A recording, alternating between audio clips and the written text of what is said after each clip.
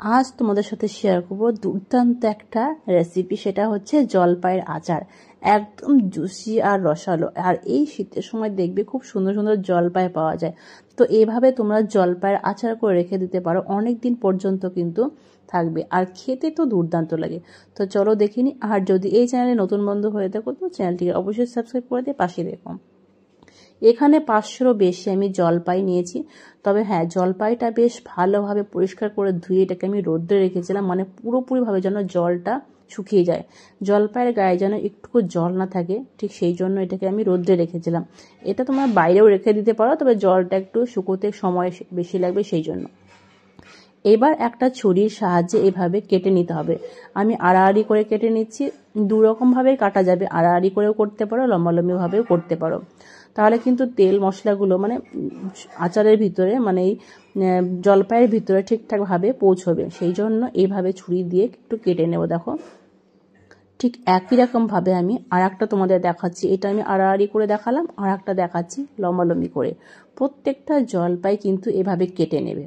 আর জলপাই খেতে কে কে পছন্দ করো অবশ্যই কমেন্টে জানিও। আমি কিন্তু জলপাই খেতে ভীষণভাবে পছন্দ করি, আর বিশেষ করে এভাবে আচার করে আমি রেখে দিই যখনই জলপাই আনে না কেন।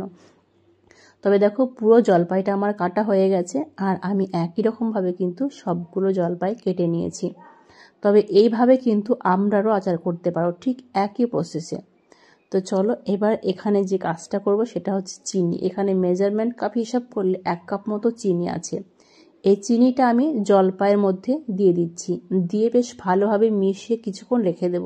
তবে এটা অনেকটা সময় লাগে চিনিটা গলতে। জলপাইয়ের মধ্যে যদি এভাবে চিনি দিয়ে রাখা হয় মিশিয়ে, তাহলে দেখবে চিনিটা আপনা আপনি মেল্ট হতে শুরু করেছে।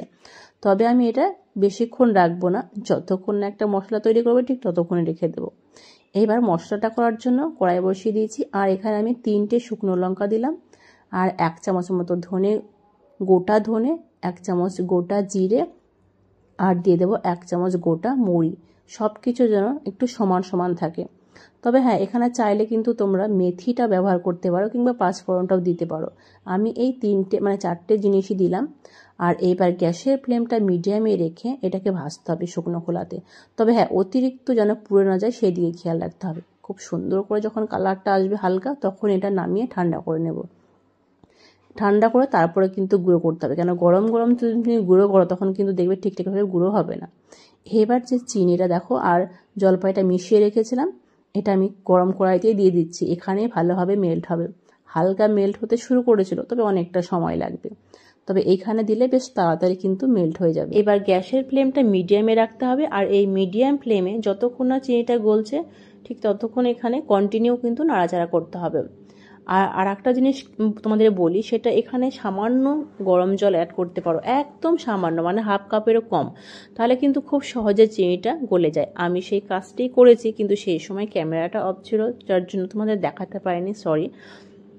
আর যদি হাতে বেশি সময় থাকে তো চিনির পরিমাণটা একটু বেশি দিয়ে এই কাজটা করতে পারো, চিনিটা গলিয়ে নিতে পারো।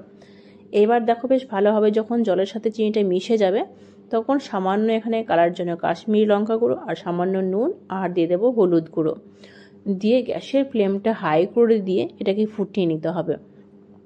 বেশ ভালোভাবে মিশিয়ে দেবো। তবে জলপাই কিন্তু খুব তাড়াতাড়ি নরম হয়ে যায়, সেই ক্ষেত্রে কিন্তু এই কাজটা কিন্তু খুব সাবধানে করতে হবে। আর আমি যে জলটা এখানে দিয়েছি সেই জলটা না চাইলে তোমরা নাও দিতে পারো। জল দিলে কি হয়, আচার কিন্তু বেশি দিন বাইরে থাকে না, ফ্রিজে রাখতে হয়, সেই জন্য জলটা না দেওয়াটাই বেটার। আমি দিলাম কেন, এটা আমি ফ্রিজেই রেখে দেবো, যেন অনেক দিন পর্যন্ত এটা আমি মানে খেতে পারি, সেই জন্য। তো যাই হোক, এবার গ্যাসের ফ্লেমটা হাই টু মিডিয়ামেই রাখবো, মানে মিডিয়াম টু হাই যাই হোক, রেখে দিয়ে এটাকে ফুটিয়ে নেব। আর এদিকে দেখো আমি মশলা যেটা ভেজে রেখেছিলাম শুকনো খোলাতে, এটা গুঁড়ো করে নেব। এটা আমি শিলনোড়াতেই করছি। আর এই মশলাটা আমি যখন করি তখন বেশি করেই করি, তোমরা চাইলে এটা মিক্সিতেও করে নিতে পারো। তবে হ্যাঁ, এই মশলাটা কিন্তু খুব বেশি কিন্তু গুঁড়ো করা যাবে না, একদম মিহি করা যাবে না, যেটা আমি বলতে চাইছি, একদম মিহি করা যাবে না, হালকা একটু দানা দানা ভাব কিন্তু থাকবে। এবার চলো, এটা রেডি হয়ে গেল মশলাটা। আর এদিকে দেখো জলপাইটাও কিন্তু পুরোপুরিভাবে নরম হয়ে গেছে। এর মধ্যে আমি সেই গুঁড়ো করা মশলাটা দিয়ে দিচ্ছি। তবে হ্যাঁ, অতিরিক্ত দেবে না, তাহলে কিন্তু ভালো লাগবে না খেতে। আমি পুরোটা দিলাম না, হাফ দিয়ে দিলাম, মানে 1 টেবিল চামচ মতো আমি দিয়ে দিলাম।